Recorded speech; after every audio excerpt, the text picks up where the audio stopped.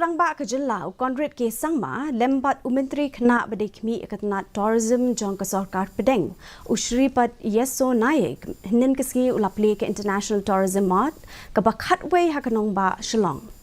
ya kani ka program ka balaisngi ka belasdang nado ka arpoi terik hadu arpulai terik naiwing Hilarity International Center for Performing Arts and Culture.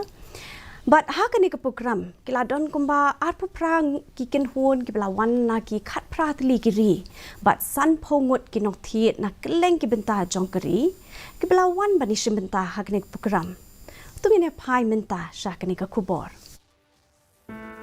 Umentri rangba kacilla ukondat ke sangma lembat umentri khana badekmi ya katnat tourism jong ka sarkar pedang ushripa yesu nayak kila pelaj ya ka prasad scheme ni ka pilgrimage rejuvenation and spiritual augmentation drive ha kacilla hapo kani ka scheme katnat jongok kai jong ka sarkar pedang kalambang hadu art khandai point life arklor na ka benta ban pen internet ya ki south li ki jaka mani pelai ki badon hapo kacilla hapo ka prasad scheme kani ka prasad scheme kalong si benta banno singyang hakaban kentil ya kejela hakayo kakon.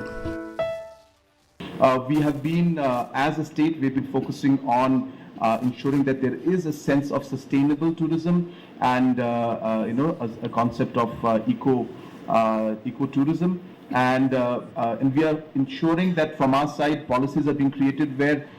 the weight or the pressure or the footprints, as you call them, on certain locations, like for example, we have been discussing about our living root bridges. So we have hundreds of people stepping on it every day. So therefore we need to control that, and we are doing it now. Haba ajingkran hakani ka program u yesu nayak ulaong baka meghalaya kalong ka jilla ka ba itanan bat ka badon ya kilum kiwa bat ki jaka jongok ka ki ba itanat bat ka international tourism mart ka don ya ka thong banwanra ka jingya merjing mot lang padang ka sarkar ki kenhuan bat barok ki bayadan bentalang kathan chete lam mi ni kalong ka ba paw ha ka jingdon ya ka jaka jongok kai bat ka ba kring ru ya ki nongwan jongok kai bakin yo i dala ki jong ki khmat ya ka jing itanat ka mariang kita masa bat ki we laong unayak meghalaya 11th international tourism mart यहाँ रखा है क्योंकि टूरिज्म के पर्यटन के वास्ते इन आठों स्टेटों का विकास ठीक तरह से हो और विकास होने के बाद ही